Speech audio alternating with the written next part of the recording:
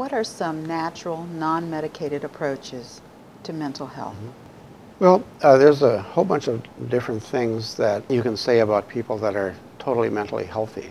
Okay. For one thing, they're engaged in community. They have healthy community. They've got people in their family or their church or their neighborhood or organizations that are like-minded and are not unhealthy. They're nurturing. They're compassionate. They help one another. They rescue you and you rescue them. So if you have that, you're lucky, because that's Very lucky. not hard. That's hard to get. They have meaningful work. You know, people with jobs that are meaningful. They don't hate their work. They're doing something that's good for society. They feel it's a fulfilling work. You know, that makes you mentally healthy. If you hate your job, you know, you're angry and you want to go to the bar then or something. You do, yes. They exercise regularly. Good exercise. Now that's the elixir, isn't it? Yeah, that's one of the best things for depression that there is exercise, regular exercise. That and fish oil. Those are the two that beat all the drugs hands down and don't have any side effects. Although I guess you can get addicted to running, probably. There are They say, running yes. addicts, I guess. But you won't get addicted to fish oil. Fish oil. No, right. And then, of course, all these other nutrients that haven't even been assessed in comparison, like, say, 5-HTP. They haven't really done a study comparing that and other modalities, but I guess that's probably one of the best antidepressants there is.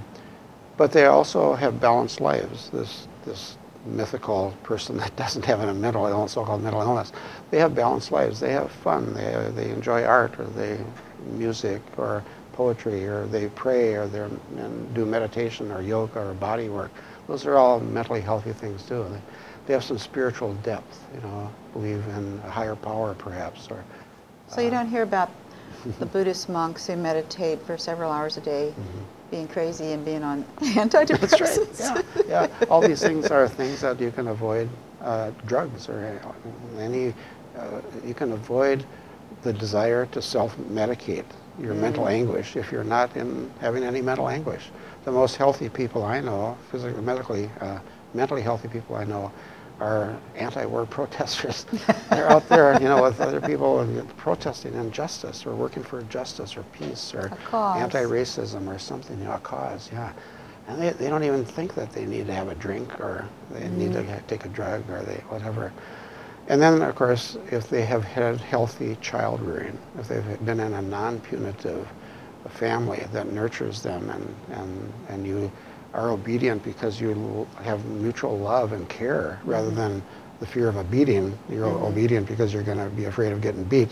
That's a different picture entirely than someone who's, I want to please my dad because I love him so much, and he loves me. So, and there's probably a whole bunch of other things like that. But if we are living lives of fulfillment, you know, we're not needing self-medication. We're feeling good about our lives. Unfortunately, it's a rarity for somebody to have all of those, you know, but we can at least strive to have some of them, and we can kind of that. And so, in my psychotherapy, I mean, I educate every one of my patients about what are the alternatives to drugs, and we talk about that. And of course, we've already talked about nutrition, and brain nutrients are vital. You can be the healthiest person alive, but if you're eating lousy food and you're poisoning your brain because of toxic substances in the food supply, you're not going to be at that optimal level of mental health or physical health. So there's a lot of things to do that we should try first before drugs. Right? Thank you, Dr. Coles. Yeah, you're welcome.